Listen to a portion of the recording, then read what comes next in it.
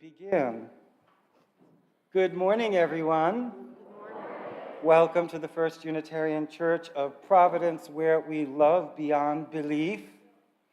Whoever you are, and wherever you are on life's journey, those of all colors, all nations, all genders, all kinds of love, you are welcome here and welcome home.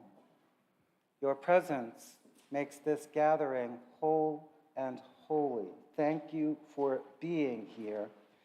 It is good to be together in person, and to everyone online at home, it's good to see you as well. Look who I found.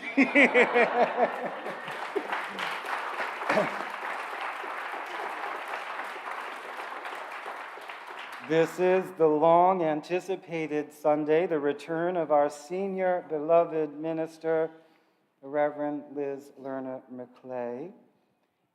You'll note on your cover of your order of service, there's a picture of a Scottish mountain that looks a little something like a flaming chalice taken by Tim McClay, so appropriate for the day, I would say.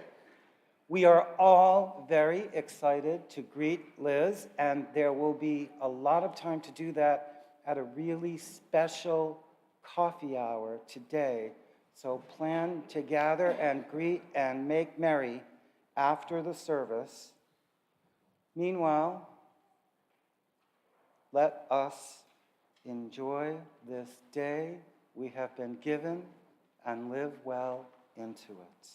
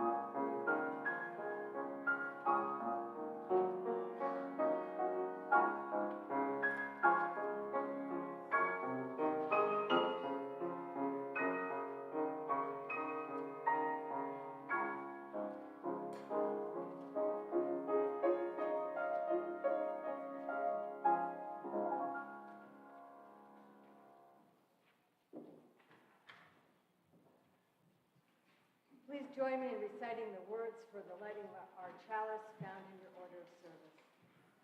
This light burns also in our hearts, and it lights our path towards harmony, justice, and hope for all.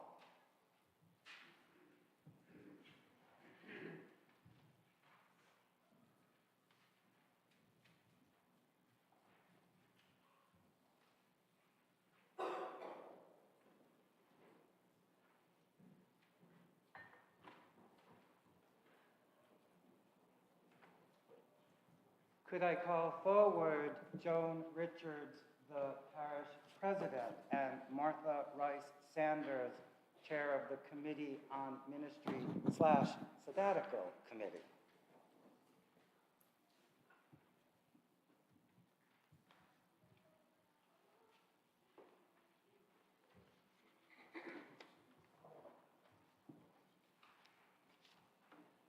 When we were last all together, we were celebrating Flower Communion and Reverend Liz's last Sunday with us before she began her sabbatical. As we promised in that service, Reverend Liz and First You were apart while she was away, but we were never out of each other's thoughts or care. Even as she was away for reflection and renewal of her spirit and vocational energies, we knew she was missing us, thinking of us, hoping all is well with us. And we were missing her too, even though we were in very good hands and taking good care of each other.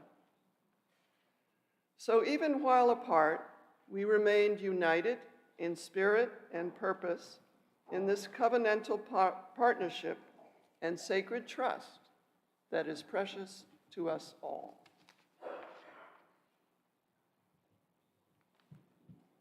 To honor that trust and partnership across time and space, we commissioned 2 matching sabbatical chalices created by our own member and glass artist, Chris Below. The bubble pattern in these chalices was inspired by our beautiful chandelier and the many points of light that comprise our congregation.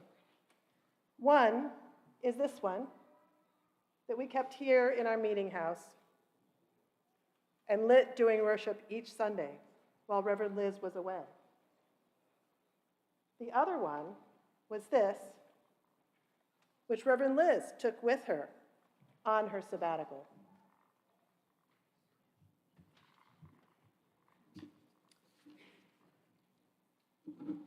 Each Sunday morning, meaning on a ship in the middle of a North Atlantic, and in Oxford, and in Scotland, and in Yorkshire, and again on the trip home, I lit this chalice and this candle and took a moment to say aloud the words of our chalice lighting and send my thoughts and care to all of you. I pictured this space and all its sights and sounds and beloved faces and spirits, and your commitment and care across the distance while we were apart. And now we come full circle with this So Glad reunion now, and I am so grateful to Reverend Roger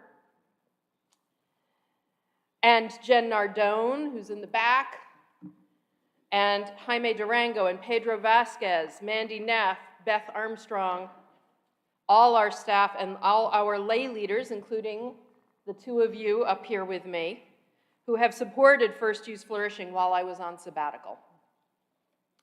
And everyone here at First You, and all of us at home, thank you. Thank you. Once again, thank you for the great goodness of this sabbatical period of reflection and renewal. It was so important. It was a blessing, as every Sabbath is, and I'm very thankful for it. And I love you, and I missed you, and I am so glad to be back. And I return to you the sabbatical chalice that I took with me, with much gratitude for this gift and all it represents.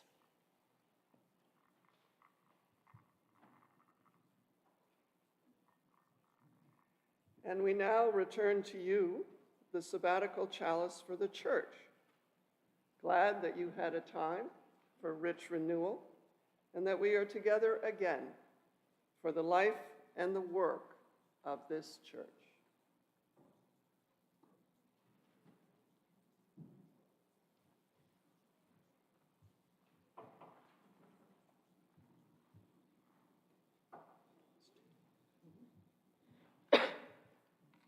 May all our days ahead be richer for the gifts of renewal and reflection that a sabbatical offers, and may our future be a joyful fulfillment of all our faith and aspirations. Amen.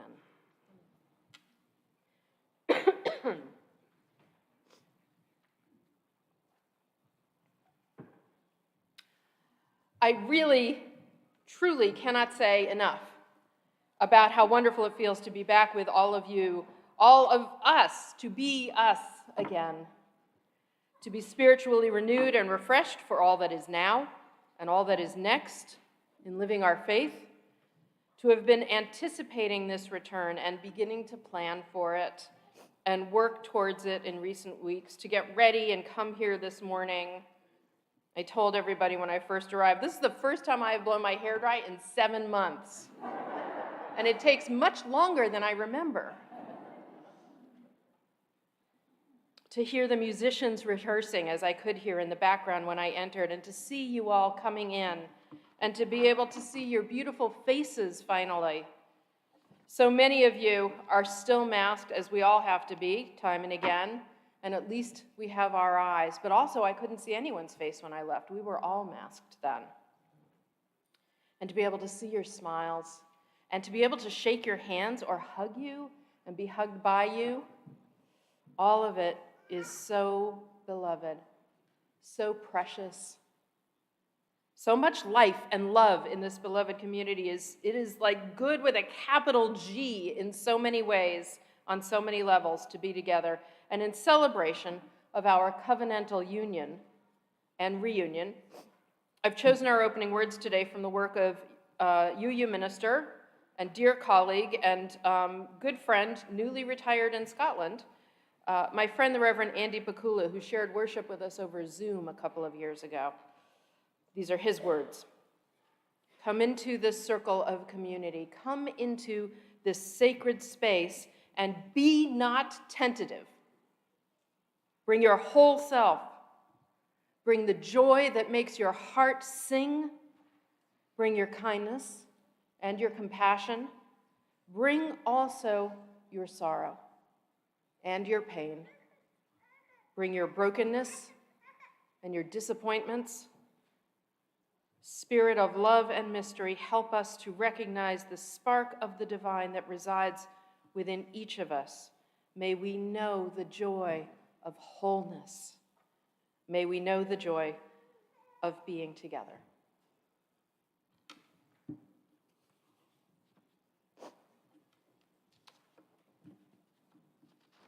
And I want to bring us now into our time of greeting when we get our chance to run around and say hi to each other. I did a little of that at the very beginning, but I want to do the rest of it. So let's take time now to actually rise up and greet each other and say hi to folks that are sitting near us or very far away from us with waves or hugs, words, and sight.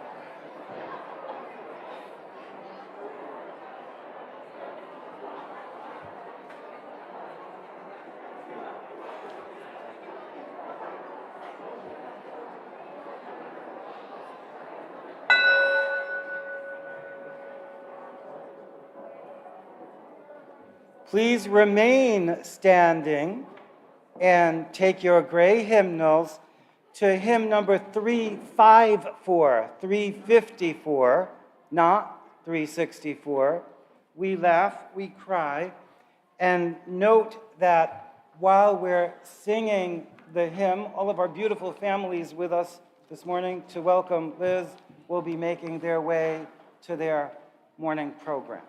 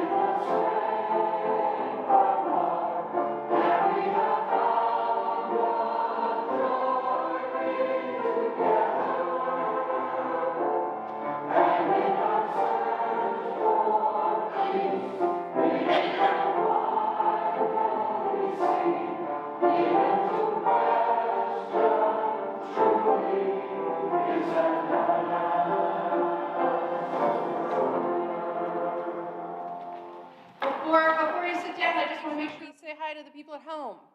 So can we turn around and wave? We are with you in spirit and sending our very best thoughts and vibes to you. And I would also like to mention that there's hopefully, possibly, probably a number of people in Scotland, some of whom, now you're going to stand back up, some of whom actually worked on stuff for our service today, and they are also hopefully watching live from all the way over in Scotland. So, hi, everybody. Jamie Wilson, Bert and Ruth Bertram, Miriam Lahaj, and Andy Pakula, sending very best wishes to you. And can we join now? Oh, you should have stayed up anyway. Are you guys not standing for the covenant anymore? Because we were, right? Let's get up. It's a big deal. It's a big deal. I know, all the standing. And let's say, we, the members of the First Church in Providence, with respect for the worth and dignity of each person, with splendor at the light we know by many names, and with gratitude for our deep connection to each other and the larger web of existence, covenant to walk together in our search for truth, seeking the paths of wisdom, compassion, and justice.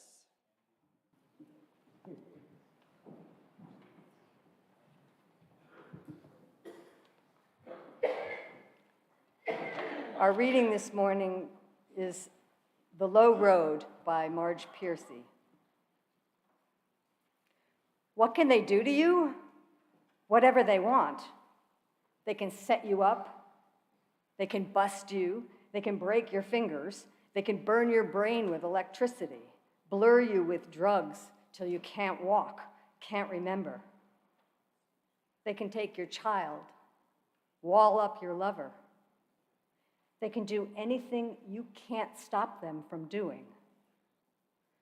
How can you stop them? Alone.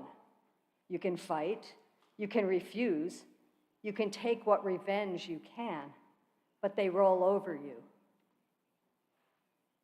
But two people fighting back to back can cut through a mob. A snake dancing file can break a cordon. An army can meet an army. Two people can keep each other sane, can give support, conviction, love, massage, hope, sex. Three people are a delegation, a committee, a wedge. With four, you can play bridge and start an organization. With six, you can rent a whole house, eat pie for dinner with no leftovers, and hold a fundraising party. A dozen makes a demonstration. 100 fill a hall. 1,000 have solidarity and your own newsletter. 10,000 power and your own paper. 100,000 your own media. 10 million your own country. It goes on one at a time. It starts when you care to act. It starts when you do it again after they say no. It starts when you say we and know who you mean. And each day you mean one more.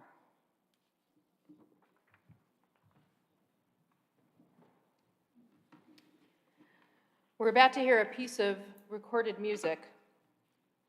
I spent part of my sabbatical studying and learning old Scottish folk songs, just like the one we're about to hear. Bert Bertram, a friend that I made over the course of my sabbatical, is a professional musician, and he suggested that we record some of the songs. Over time, we developed the plan to do this song in particular for all of you and for this service. It was written by Carolina Oliphant, Lady Nairn, who lived from 1766 to 1845 and was later made famous by the renowned Scottish poet Robert Burns. Bert, my friend, recorded it, produced it, and played all the instruments in it except for the harmonica, which was played by another sabbatical friend, Jamie Wilson. And the singer is me. So if things are going as hoped, some of the folks who worked on this are with us now, watching it happen. The song became sort of a sabbatical gift in the end that the Scots gave to me and to all of us at First U. This is what they made it for this morning, and it is also one of our texts for the sermon.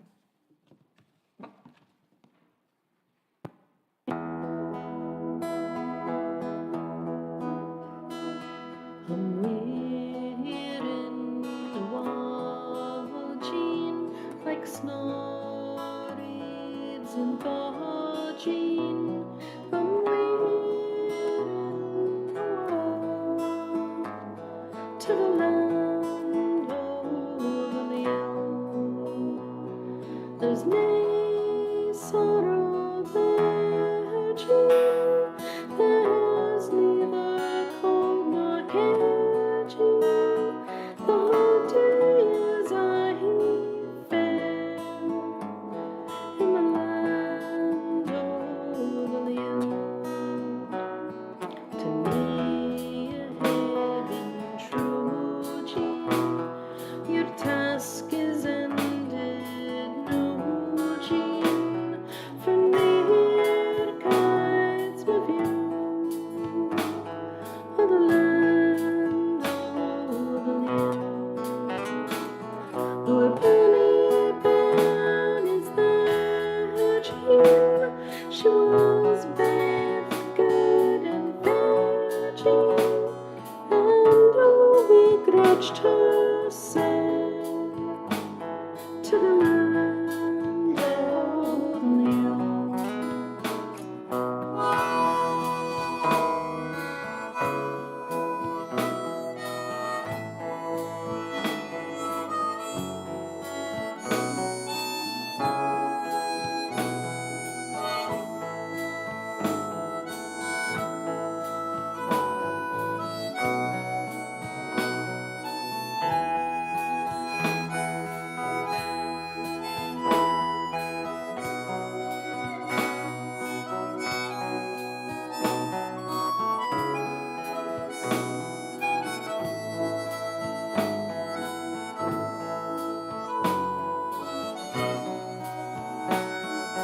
Dry that tearful Jean, grieve not for her and me, Jean, for sin and sorrow free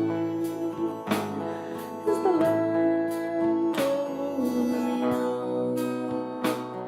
No farewell, my angel, this world's care is vain, Jean.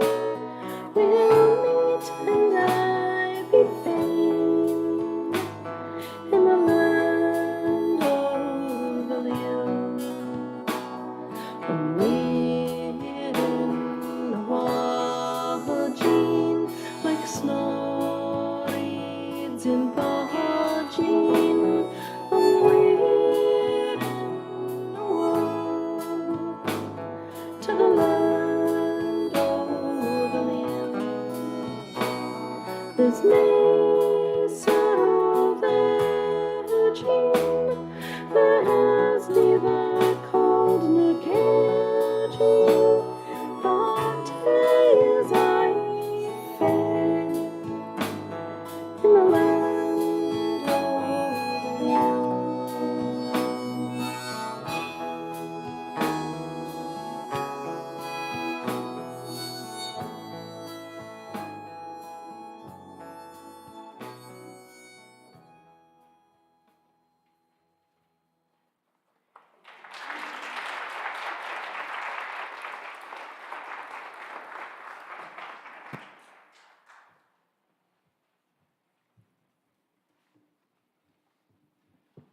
We will now share the joys and sorrows of this beloved community. The first is a candle for Judy Bowen. May love and humor hold you as you face brain cancer. A candle of comfort for my Uncle Buddy, who was diagnosed with stage 4 lung cancer last week and will start hospice care. He and his wife have welcomed me to my biological family with open arms and hearts. A candle of comfort for my students at Bradley Hospital.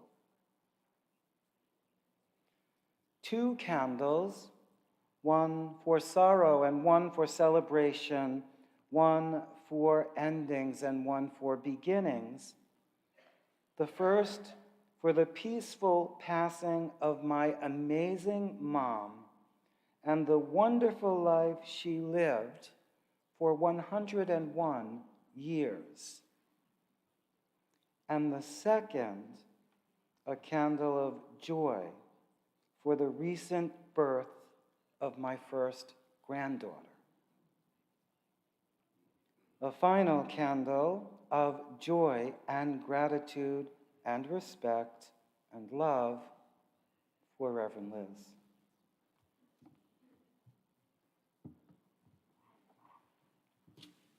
Us prepare our hearts and minds for prayer and meditation. I offer you namaste. I bow to the light in you. Remember, at the end of the meditation, if you've lost someone this year, please do stand with us or raise your hand, or at home, raise your hand, so that we can silently honor those people together. I called this the blessing of loyalty. You hardly knew how hungry you were to be gathered in, to receive the welcome that invited you to enter entirely. Nothing of you found foreign or strange, nothing of your life that you were asked to leave behind or to carry in silence or shame.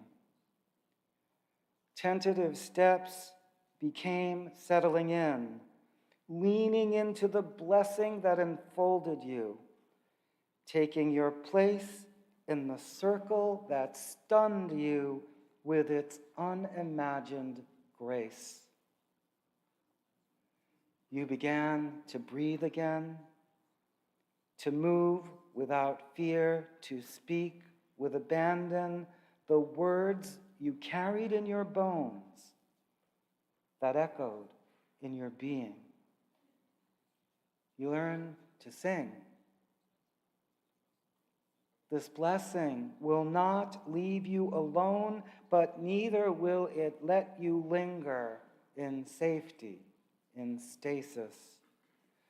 The blessing will call you into the world to become the love that you have found, to tell what you have heard with your own ears, seen with your own eyes, know in your own heart that you are beloved, precious, and you are welcome, and more than welcome, to make your home here. May we live in this beloved community, created anew this hour by your presence, your devotion, and the blessing of loyalty.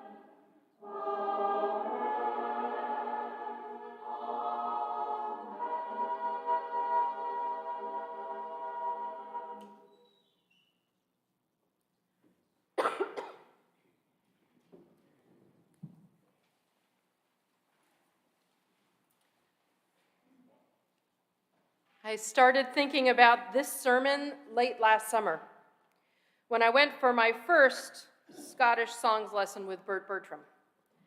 He named a few songs to begin with, starting with The Land of the Leal, which he explained meant Land of the Loyal. And the moment he explained the name, I jumped to conclusions, figuring that this would be one of Scotland's many patriotic songs celebrating the country's beauty and the devotion of its people who fought so hard for centuries to preserve their independence and culture. But as you may have figured out, having heard the song and seen the lyrics, it is not that at all. The Land of the Leal refers to heaven, and the song is a benediction from someone who is dying to their spouse, anticipating the reunions and comfort and blessings they will find in heaven.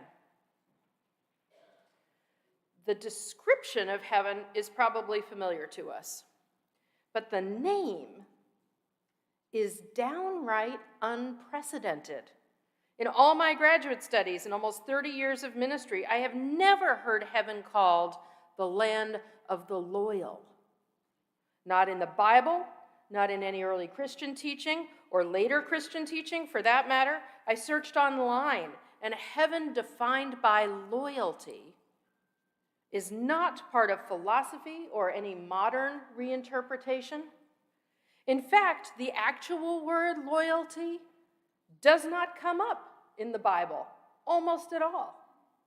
Despite the importance of loyalty in countless Bible stories and the prevalence of so many adjacent words like covenant, commandment, betrayal, faithfulness, sin, love, and countless more.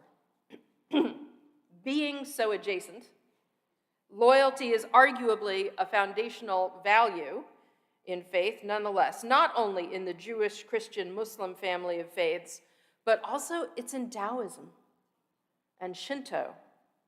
So many others. Buddhism, which lifts up loyalty to the Buddha, but more, all loyalty that is rooted in love and explicitly decries all loyalty rooted in fear.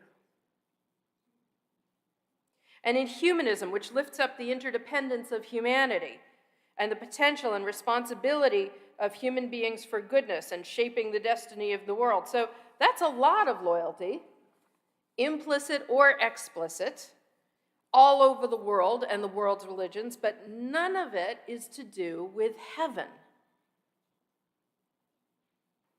What a revolutionary idea. To think of heaven as a place defined by the quality of loyalty, a place where all people share not uprightness or purity or creed, but loyalty of all things. Loyalty is not a hip word. I can't think when I last heard it used, apart from the former president's unethical oath of personal loyalty that he wished to impose on government employees. But Lady Nairn was onto something. It would be heaven, surely, to exist in a place where all people felt and embraced loyalty to each other, where everyone understood that we're all in this together. And so everyone's welfare and spirit and living necessarily matters, of course, absolutely, to everyone else in the land. Now, not to wholly idealize Scotland, which is a nation with its own challenges and divisions, but you may remember from the worship service last spring with First Use pilgrims who hiked the West Highland Way in May, that they spoke in that worship service of noticing over and over again the profound decency and generous humanity of the Scots to all us strangers. It was not what they were used to here in the States. I can see Zach, who was on that trip, nodding and remembering. It was much discussed during the trip and then in the service that reflected on it afterwards. The Scots offered such thoughtfulness, interest, care. They showed us how we could be kinder and more thoughtful in our own living and bring that home and pay it forward here in Rhode Island. And the Pilgrims specifically discussed that more than once. That was also my experience in recent months on sabbatical in the countryside of Scotland. There was a basic assumption in the rhythms of living that we are in this together. If people can help, they do. Even just driving. If someone is driving faster behind someone who is going slower on one of those narrow country roads, the person behind 99.5% of the time stays at least a decent couple lengths behind the person in front. And the person in front almost always pulls over into a lay-by and lets the other person pass? In fact, there's almost always some friendly waving and acknowledgments involved. There is none of the more American, you can darn well stay there and get off my behind, I'm not letting you by for nothing, and now I'm passing you with a vengeance and sending you maybe a rude hand gesture, the kind of energy you may have perhaps witnessed at some point hereabouts. Instead, the ordinary dynamic is collaborative and cooperative, understanding we're all in this together and we can all make it better or worse, depending on how we deal with everything. After a few weeks in Scotland, what I realized is that living there day to day reminded me of church. Of our church. Talk about radical welcome. The first night that Tim and I arrived in our favorite pub for their live music Friday, which has been going on longer than we've been going to Scotland every year, but it is our most cherished tradition on our visits there. We never miss for the 1 or 2 weeks we're there each year. But because we're there so only 1 or 2 weeks a year, local folks don't know us. But they did know from mutual friends that we were coming. And we walked in the door and they greeted us so warmly. Liz and Tim, welcome. You made it. Great to see you. Come sit here. What'll you have to drink? They said it all with such enthusiasm and sincerity. It was truly amazing in every sense of the word, meaning it was astonishing, and it felt absolutely fantastic to be welcomed that warmly. The pub, in fact, is a lot like church. There are the characters who stand out and help shape the sense of the place from one week to the next. There are the worker bees who help keep everything on track and make sure everyone has what they need. There's not wait staff, there's just folks who help out. There are the leaders who help generate the big things. There are the celebrations of birthdays and anniversaries and the mourning of people moving away or ill or worse. There is music that makes you feel so much, the communal singing and sounds that bring such richness and joy and catharsis. There are the people who stay and show up every week, and the people who skate in and out, and some come once and never return, or those who rarely but regularly attend and still feel deep attachment. As I said, Tim and I would fall into that category. Maybe sort of the way some people come here only on Christmas Eve, but they wouldn't miss. Heck, some of the pub seating along the walls is actually old pews. But church wasn't only in the pub. It was in the village hall, when the tiny village we stayed in held its Christmas extravaganza. It felt exactly like being in a church parish hall, right down to the collapsible tables with people of all ages sitting at them selling baked goods and crafts and gently used items, and tickets that got you a chance to win pre-packed gift baskets, and tickets to the tea room for a seat at a table for 2 or 4 with tea and homemade cakes and cookies that were served by locals dressed up in holiday gear. Church was also at the butcher's, where 2 women were raising money for cancer and did a whole head shaving event. And the local art gallery, which sent glasses of Prosecco across the street to the butcher's when they had an opening. And the local grocery, which sold ugly, but perfectly good potatoes from the village for a discount as a fundraiser, along with tickets to the Christmas extravaganza.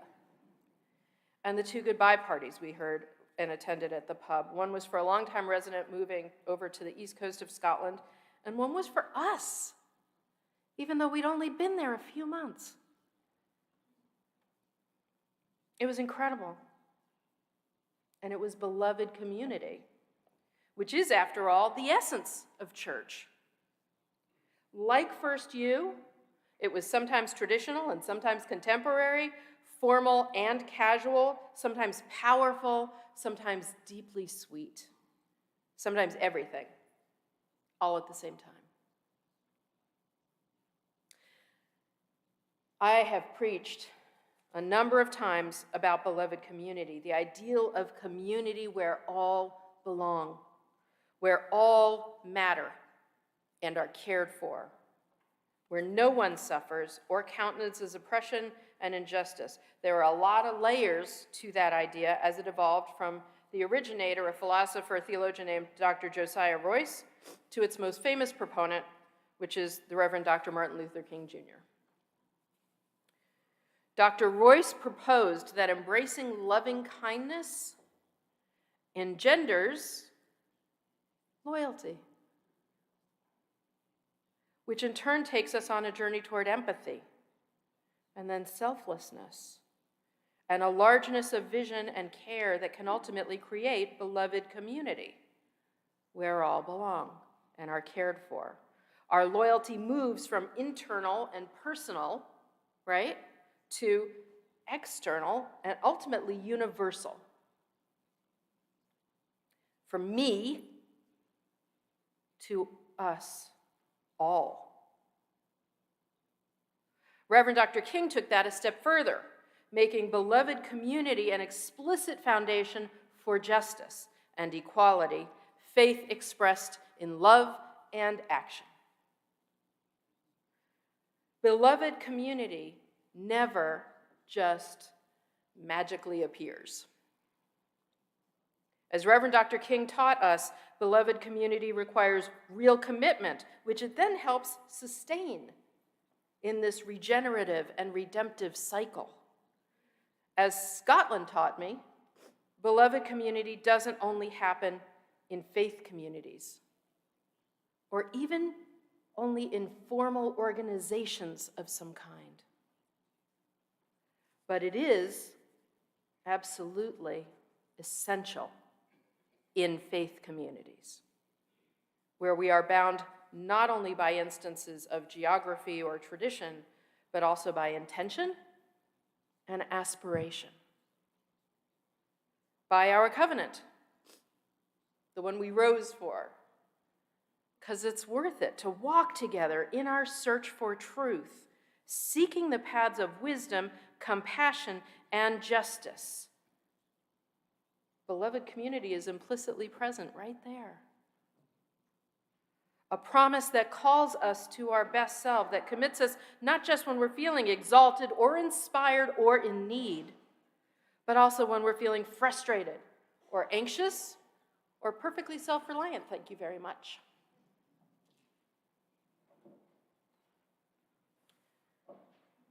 We pledge that we will stay and persevere, knowing the strength and goodness, the capacity and deepening that come with being in community, that holds us when we are desolate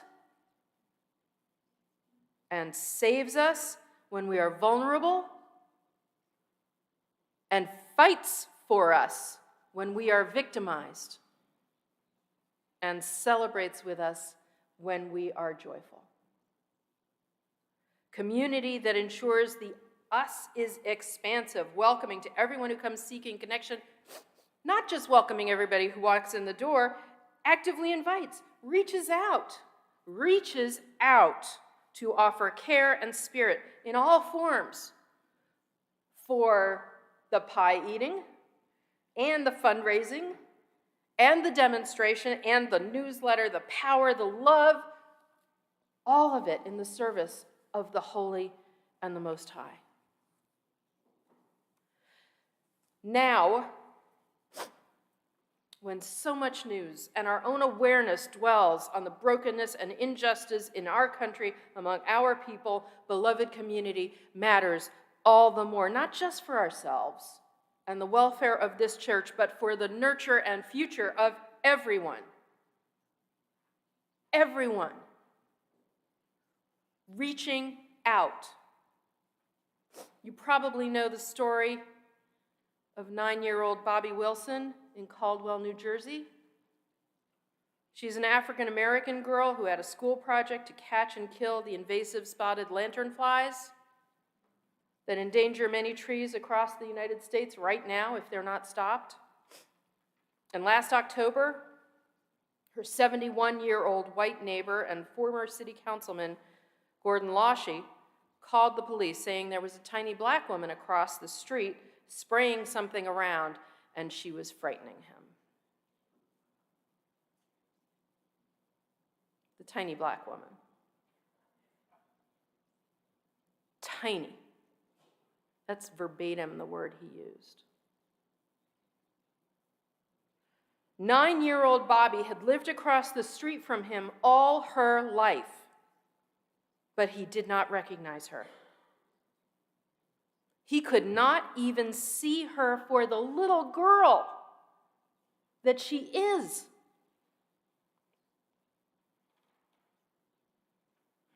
Thankfully, and we all know the jeopardy his phone call placed her in. Thankfully, when the police came, they did not threaten or injure her, or worse. The original story ended there with a lot of judgment on that neighbor who was literally blinded by his prejudice. And the relief so many of us following the story at the time felt that Bobby and her family were merely frightened, that this little girl was only emotionally wounded by the events of that day.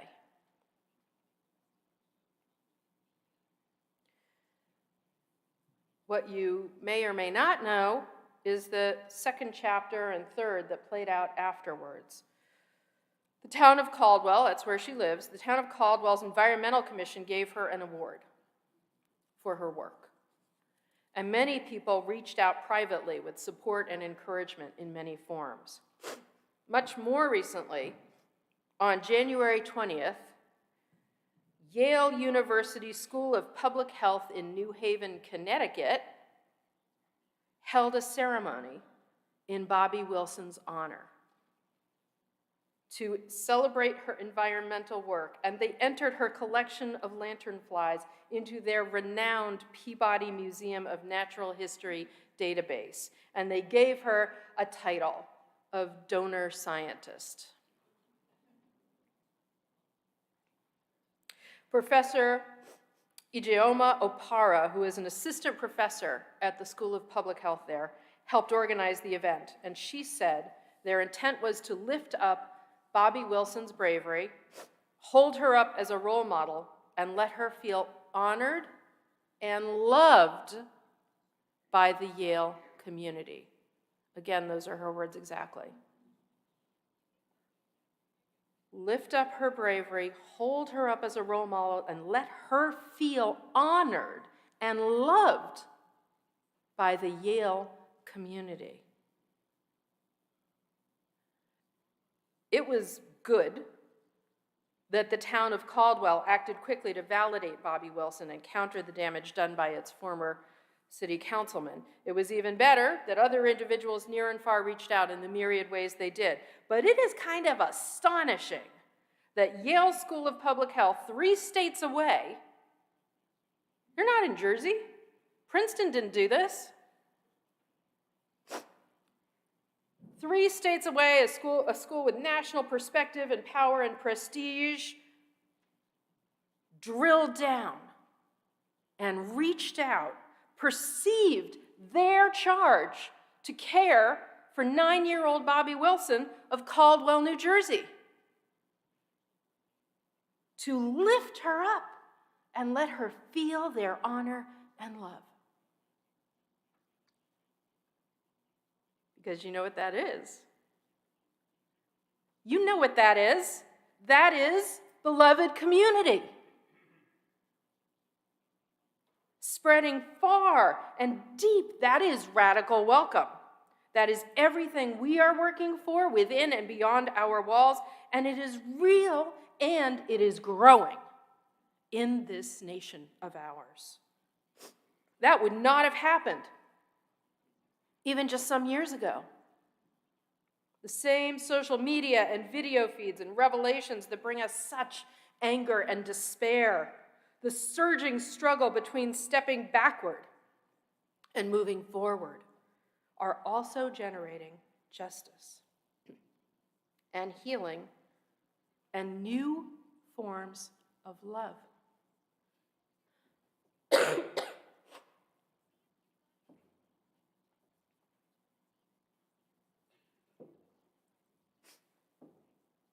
It is a remarkable thing to be in a land so very different from here and see church in a community that wasn't church at all. To see beloved community apart from faith. But this is the point of beloved community, after all. Not to be in one super awesome, exclusive club of goodness, but to have an expansive nature, an experience of humanity that embraces all, such that anyone can see self in other, can see the sacred and the friend in the stranger, in the old man, in the 9-year-old girl. This is what my sabbatical showed me. More incarnations of beloved community and more possibilities. It grew my sight for this and my understanding of how richly it already exists. More than ever, beloved community matters. More than ever, the beliefs and commitments that unite us matter, not only to us, but beyond our walls, beyond even our shores. Everyone living with love is sowing seeds. Marge Piercy's whole poem comes down to the most basic lesson.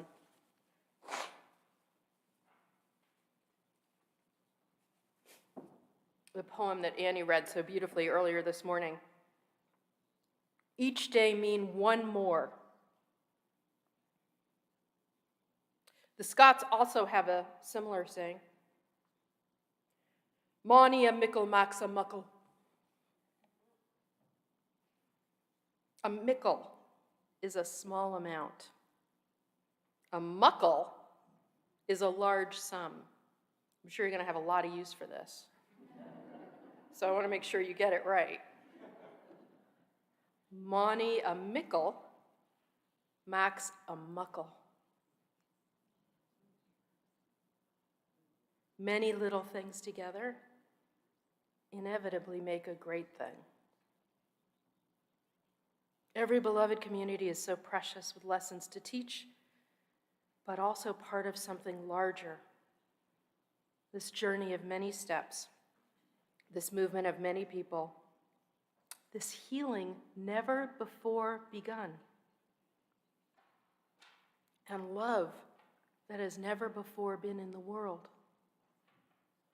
We have friends and allies we do not yet know, lessons to learn, gifts to give and to receive across cultures and continents, a land of the leal that we discover as well as build.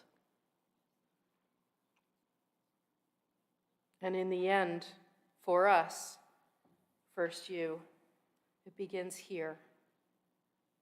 You make this home, and it is so good to be home. Amen.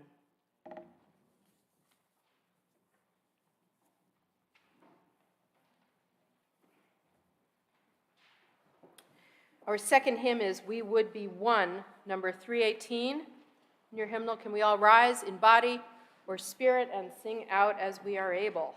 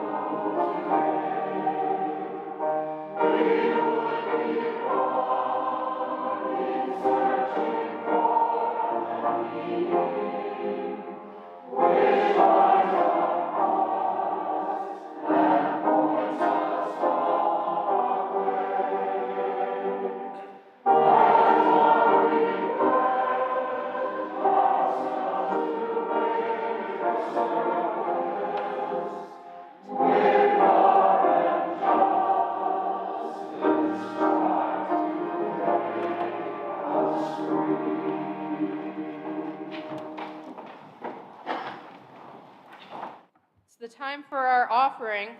I have heard such great things about our offering. You guys have been getting more and more generous even while I was away. It's really exciting, the ways that we're taking advantage of our options to practice generosity in so many ways, including in the offering that we give this morning every Sunday for the life and the work of our community. The song that you're about to hear, Caledonia, is one of my favorite songs of all time. It was written by Dougie MacLean, who lives not far from where we were staying in Scotland. He is also a really good friend of Bert, who put together the song that we heard a little bit ago. And Bert and he often perform together. But I've loved the song much longer than just the last year. And for many years, it was a song that I would play when we would go back to Scotland. And it felt like a song about returning to my spirit home of Scotland. And it felt like that way all the way through the sabbatical whenever it was played somewhere until the end of the sabbatical, the very last time I heard it. It flipped somehow and became a song for me about coming home to Providence, which was really a lovely evolution. So it's a song that really lives for me. I'm so thrilled that Chris and Charlie are going to share it with you now. Thank you so much. Hopefully you will be very inspired in your giving by it this morning. And thank you for that. Thank you so much for all that you give and all that you do and all that you are.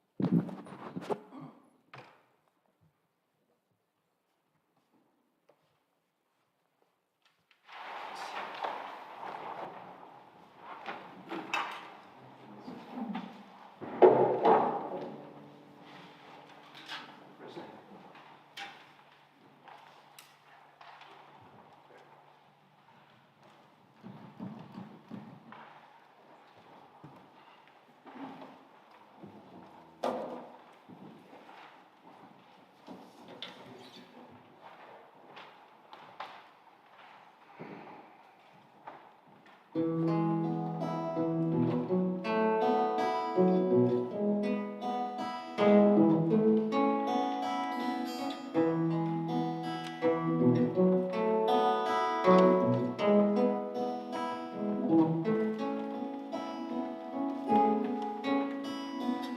don't know if you can see the changes that have come over me in these last few days. I've been afraid that I might drift away.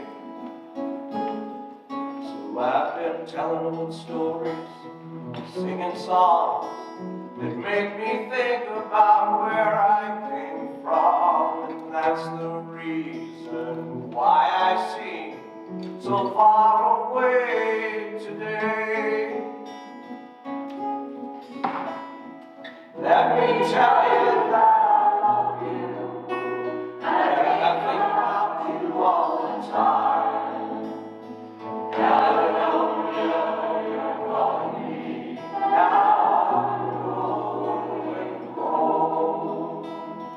And if I should become a stranger, know that it would make me more than sad. Caledonia's been everything I've ever had. I have moved and kept on moving, proved the points that I needed proven, lost the friends that I needed losing, found others on the way. I have tried, kept on trying, stolen dreams, yes, there's no denying. I have traveled far, conscience flying, somewhere with the wind. Let me tell you that I love you, and I think about you all the time. Caledonia, you're calling me, now I'm going home. If I should become a stranger, know that it would make me more than sad. Caledonia's been everything I've ever had.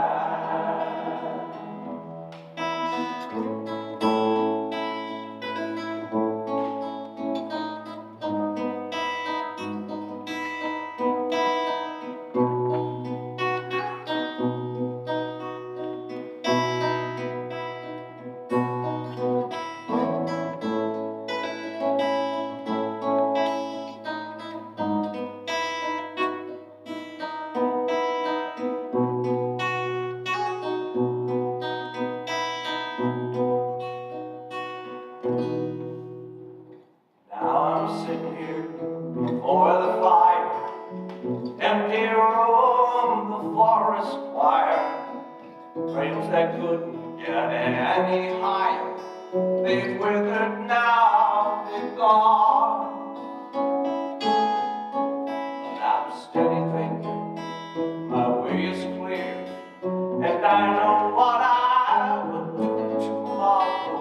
When hands are shaking and kisses flow, and I will disappear.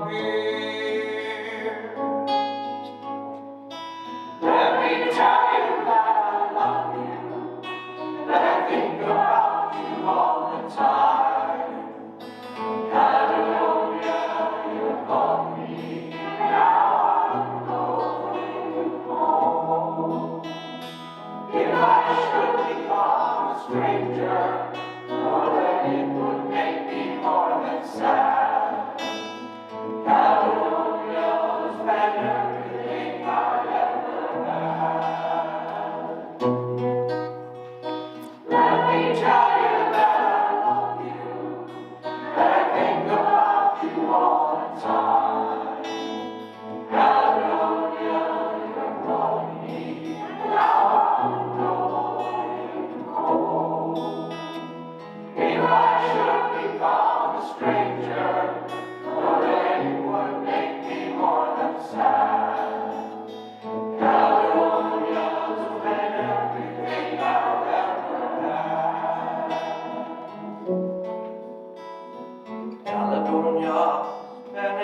everything I've ever had.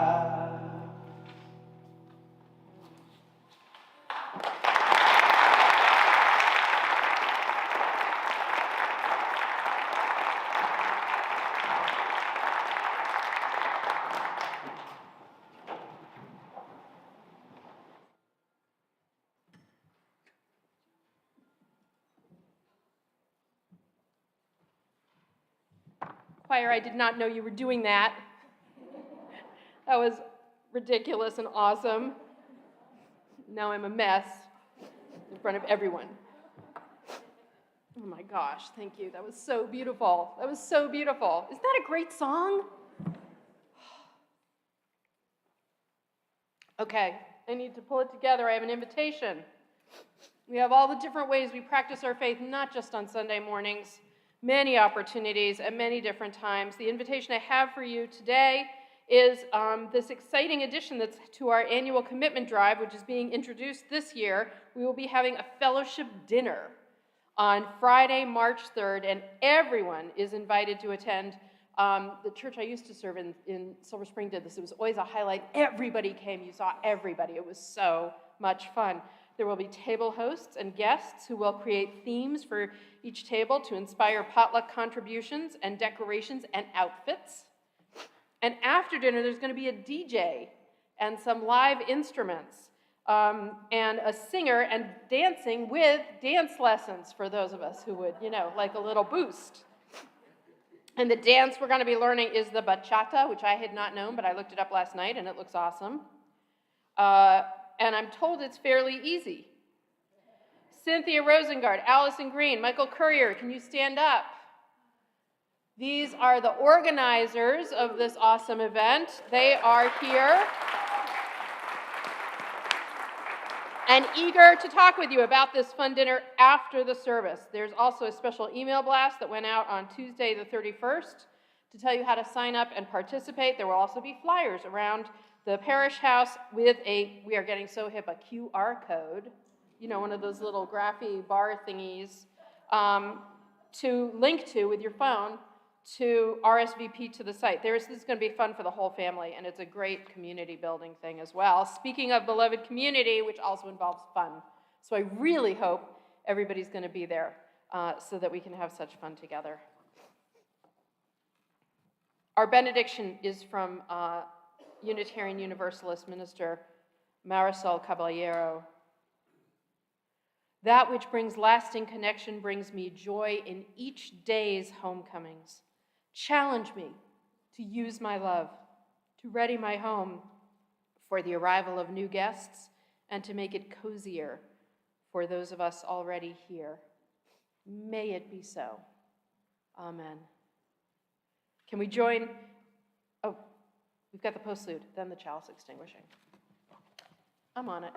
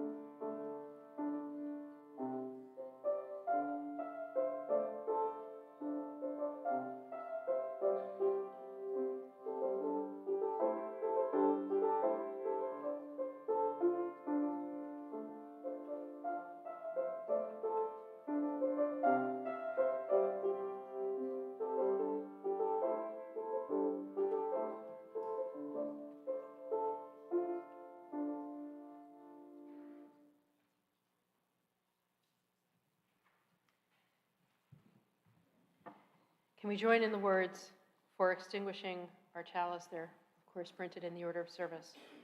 We carry the flame. of peace and love until we meet again. And our closing song, May Love Be Your Guide.